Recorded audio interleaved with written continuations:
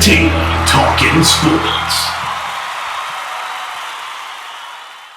What is going on, football fans? Back at it with another New York Giants video. And before I get started, I just want to let everybody know I said I was going to go live at 6. I got pushed back with work, and then I had to make this video, and I'm going to need to rest up a little bit before the live stream. But I will be live probably for about 2 hours tonight to talk to you guys, to recap everything in NFL free agency at about 9 o'clock. So hopefully you guys come on by from about 9 to 11 for that. But this is the fourth move now by the New York Giants, and the New York Giants bring in Fackrell. And in addition to that, they also will be bringing back Cody Core. We'll start there. Cody Core, to me, is a guy that I really liked on last year's team. It was an underrated acquisition by Dave Gettleman. I thought he was one of the best special teams contributors for the New York Giants. As a matter of fact, he probably was. He was that good. Every game he was down there in punt coverage. That's why we brought him in. He was known as a guy that stood out on special teams, and you saw it week in and week out. Obviously be a depth guy at the wide receiver position. Don't expect him to get a lot of time there, but he will continue to contribute on special teams for Joe Judge, who has a great eye for special teams. I'm sure he's excited to work with Cody Core, the standout special teams force for the New York Giants last year. So I was excited to report on that. I'm not sure the deal. I'm sure it's, similar to the last guy we brought in, probably about $1 million deal for 1 year. But Cody Core will be back with the New York Giants. Now, the guy I really want to talk about in this video is Fackrell, formerly of the Green Bay Packers. And now this is a pattern with the New York Giants. They've now brought in two former Green Bay Packer linebackers, Blake Martinez and Fackrell. Now, both of them, there's obviously a link with the New York Giants. There always is with this coaching staff. Both of them played for Patrick Graham. Patrick Graham was the linebacker coach for the Green Bay Packers in 2018. And for everybody that says that, or maybe hinting that Joe Judge doesn't have a say in these acquisitions, I completely disagree. Both of them played for Patrick Graham. I don't think that's a coincidence. I think that Joe Judge and Patrick Graham had a lot to do with these two acquisitions specifically. The New York Giants have definitely revamped the linebacking core. To me, this is kind of, replacing Marcus Golden. Now, I don't know if he's going to be as productive as Marcus Golden, but I do think it's possible. The reason that I really liked Marcus Golden last year when the New York Giants brought him in, we'll start here, was you go back and look at my videos from a year ago. The fact that he was joining the James Bettcher defense, he had success in the James Bettcher defense previously, and it's why I didn't want him back this year for what he was going to cost, because James Bettcher was gone. And there was, it had shown in the past when Marcus Golden didn't play in that system, he wouldn't be successful. Well, Golden played with Bettcher, had 10 sacks, had a nice strong year for the New York Giants, and he's going to be rewarded for it. Fackrell 2 years ago in 2018 had 10.5 sacks for the Green Bay Packers. He's a former third-round pick, number 88 overall.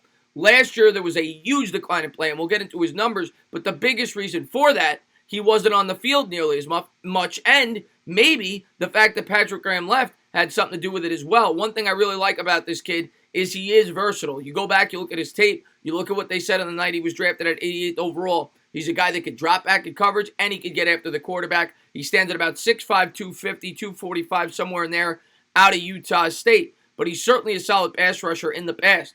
The Packers went out there, they brought in Preston and Zadarius Smith. They spent a boatload on free agency, and it certainly paid off for the Packers, but Fackrell's production fell because of it. Obviously because they brought in those two high-priced free agents, and he was on the field about half the time he was the year before. But let's jump into some of the numbers with Fackrell. It was a 1-year, $4.5 million deal, so this isn't a guy that's going to change the defense by himself, but I do think he could potentially, I'm not saying he will be that underrated signing that the Giants get on a bargain that maybe gives you good production there at that position. Of course, they will still have O'Shane Ximenez, Lorenzo Carter, although I do think it's possible that Lorenzo Carter will play some middle linebacker this year, being that he has shown he's a pretty good coverage linebacker, and I do think they're going to add another pass rusher at some point in time during the draft. I don't expect them to add another one here in free agency, but we're going to have to wait and see. And we'll see who the New York Giants are able to develop at that position and who they take in the draft. A lot of people now are saying that they may not take Isaiah Simmons, and that's very possible because they have not addressed the offensive line at all. And one guy that I continue to bring up, Connor McGovern, just signed with the New York Jets. So there's no telling what the Giants will do in the draft yet in the first round. They still don't have a great coverage linebacker. Fackrell's more of an outside linebacker, edge rusher type. They do not have a good cover, a middle linebacker that could cover. So Isaiah Simmons is still potentially on the board if the New York Giants love him and if he's there. But it's possible the Lions, who have now moved on from Kennard, may be looking to potentially bring him in with the number 3 overall selection. And the Giants certainly need to look at that offensive line. So we'll have to wait and see, how some of these moves the New York Giants made. After all, they signed Mayo. They bring in Fackrell. They brought in Blake Martinez. They've spent a lot of resources on the linebacker position so far this offseason. Who knows if they will take Simmons there at 4. They must really like him, in my opinion, if they're going to. But he's certainly a special talent. But I wanted to show you guys the stats for the new member of the New York Giants. Like I said, he did not start until the age of 25 in 2016 out of Utah State. Played sparingly until his 3rd year. Got 7 starts. He was a situational pass rusher, but in the 7 starts, he had 10.5 sacks, 42 combined tackles. Last year, he saw a significant decline in play. Didn't make any starts because of the 2 acquisitions of, like I said, the Smith brothers, and he only had 1 sack because of it. But he has shown in the past, when given the opportunity, that he could get after the quarterback, and he is versatile. I do like this acquisition by the Giants. I think he does have a lot of upside, and he is a guy that could be productive in the rotation for the New York Giants, and I expect Fackrell to potentially compete to try to get his, the starting edge rusher position, depending on what they do in the draft and throughout the rest of free agency. But I think this was an underrated move. It's a guy I didn't have my eyes on, and it continues to, it's a theme with the New York Giants this offseason. It's what I've expected the entire time. I may not have called the players, but I called the plan.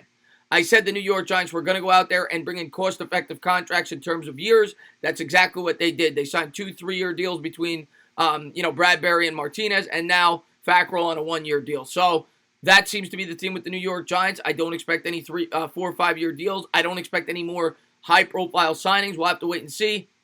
I do think you may see a couple of depth pieces, maybe a wide receiver. We still have, probably another day left worth of news, and we'll see what the New York Giants dig up. But for now, Fackrell's a New York Giant, 1 year, $4.5 million. As always, if you like what you watch, please subscribe, drop a comment, maybe give me a little thumbs up. Cheers.